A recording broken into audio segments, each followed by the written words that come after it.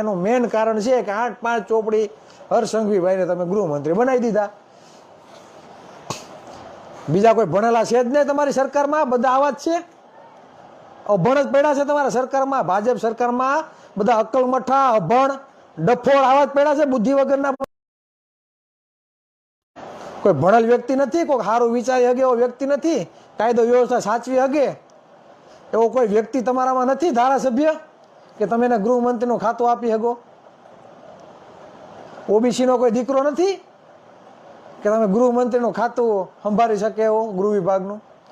હે, ઘણા બધા છે, પણ ઓબીસી તો તમને નડે તો તમારો અહમ ગવાઈ જાય.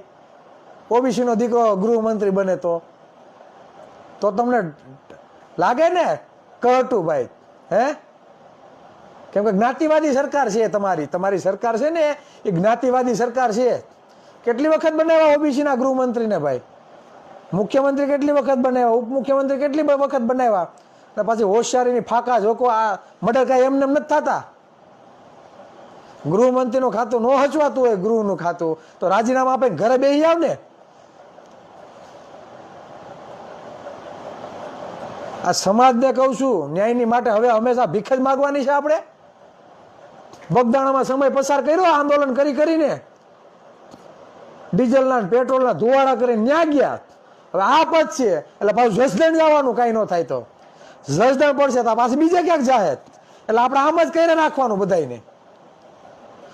બુદ્ધિ ખોલો, આ અક્કલ છે ને, આ બધા તાળા ખોલો, બધા સમાજના કહું છું. કેવા લોકોને બેહેડા છે, જાતિવાદી લોકો છે ને, કોળી કાંઈ લેવા દેવા નથી, માત્ર મત માટે લેવા દેવા છે એને. આ સરકારને ઘર ભેગી કરો, બાકી ન્યાયની ભીખ માગી આપણી પેઢી આમ નામ વહી જાય. સરકારી નોકરીઓ ખવાય છે એમાં ધ્યાન નથી અપાતું, એટલી તો મંડળોમાં ધ્યાન આપવું પડે.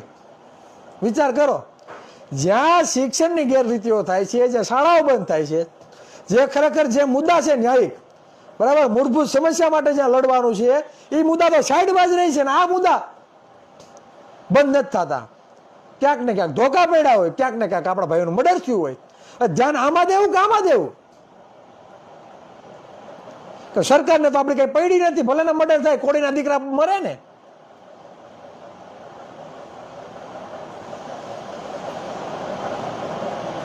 આ વાસ્તવિકતા છે. નોકરીઓ તો બધાની ખાઈ જાય છે.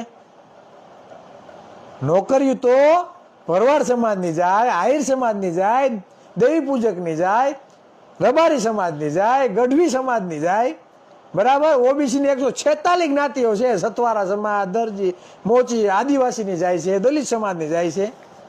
તો ન્યા ધ્યાન નથી અપાતું. તો અઠવાડિયે 10 અઠવાડિયે 15 દિવસે કંઈક મર્ડર હોય, ક્યાંક ધોકા હોય, બરાબર, કે વ્યાજના રૂપિયાના નામે કોઈ હેરાન કરતું હોય, કે ખટારા કોક પાસે લીધો હોય, એની લોનના હિસાબે કોઈ પોલીસ વાળા ફરિયાદ ન લેતા હોય. એટલે આપણે આમાં નામાં રહેવાનું. મૂળભૂત સમસ્યા માટે અવાજ નહીં ઉઠાવવાનો. એટલે આપણે આ જ કરવાની છે બધાને. હિન્દુ રાષ્ટ્ર નહીં થાય એટલે કહેવાનો મતલબ એ છે કે 60% હિન્દુ નથી, અને મત જોતા હોય ને તો કોળી હિન્દુ થઈ જાય. આગળ અહીંયા જો માઇનોરિટી મુસલમાનના વ્યક્તિએ કોઈ મર્ડર કર્યું હોત ને 15 જણાએ, આખું ગુજરાત માથે લીધું હોત, હરસંઘવી કૂદીને પડી ગયો હોત બીજે જ દિવસે ન્યા.